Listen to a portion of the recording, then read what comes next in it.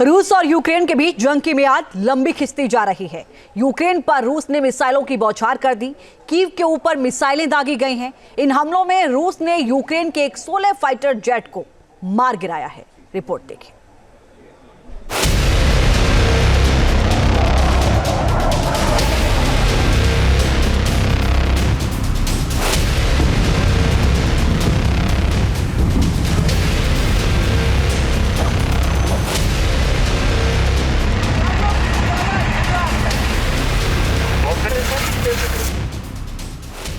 रूस का सबसे घातक हमला, यूरोप एक बार फिर दहला। यूक्रेन पर ताबड़तोड़ बमबारी।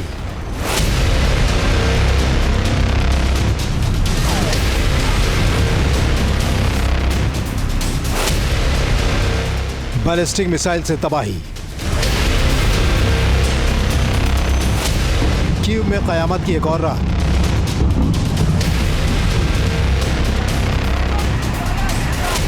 पुतिन ने चला सबसे किलर दांव। यूक्रेन के F-16 को मार गिराया।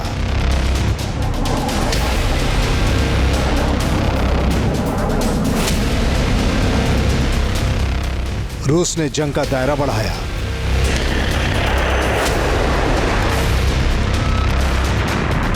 यूक्रेन की राजधानी कीव का हाल है ये।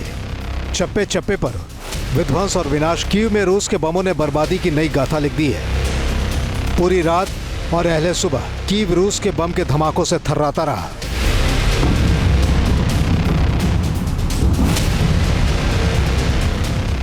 कहीं सड़कों पर बड़े गड्ढे तो कहीं शोलों से घिरे बम की चपेट में आई गाड़ियां। रूस ने यूक्रेन पर हमलों का नया दौर शुरू कर दिया है। कीव पर रूस ने बैलिस्टिक मिसाइल बरसाए हैं। रूस का यह मिसाइल हमला किस कदर जानलेवा साबित हुआ है, ये तस्वीरें इसकी तस्दीक कर रही हैं।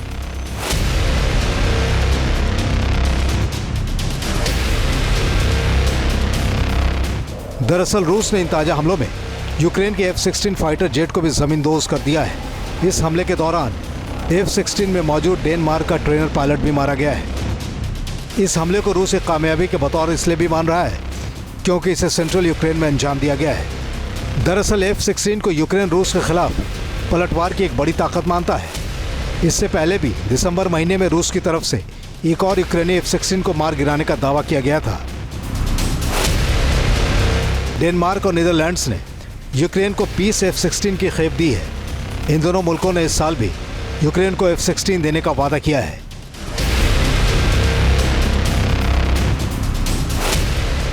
रूस ने पहले ही यूरोपीय मुल्कों को चेतावनी दे रखी है कि यूक्रेन को F-16 देने का सीधा मतलब है इस जंग की आग को और भी ज्यादा भड़काना। F-16 को गिराकर रूस ने पूरे नाटो को संदेश दे दिया है कि नाटो के जितने भी आधुनिक हथियार हो, रूस उन्हें एक एक करके बर्बाद करेगा, नष्ट करेगा।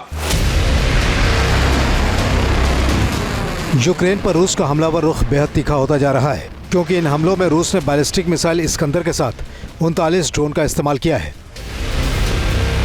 इस्कंदर मिसाइल की रेंज 600 से 700 किलोमीटर होती है और ये न्यूक्लियर वॉरहेड को भी कैरी करने में सक्षम है। रूस का दावा है कि यह पलटवार यूक्रेन की तरफ से ATACMS मिसाइल से किए गए अटैक के जवाब में किया गया है। हमलों में रूस ने यूक्रेन के डिफेंस इंडस्ट्री फैसिलिटीज़ को निशाना बनाया है।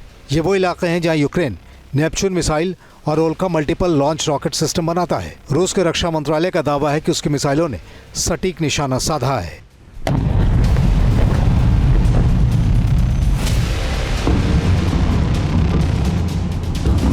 दरअसल इन हमलों के जरिए रूस ने यूक्रेन की सीमा के अंदर तक अपनी दखल बनाने में कामयाबी हासिल कर ली है। डोनेट्स्क इलाके के 2 गांव को रूस की सेना ने अपने कब्जे में ले लिया है। रूस का यह भी दावा है कि इन इलाकों में 600 मकानों को खाली करा दिया गया है जहां यूक्रेन की सेना ने घेराबंदी कर रखी है।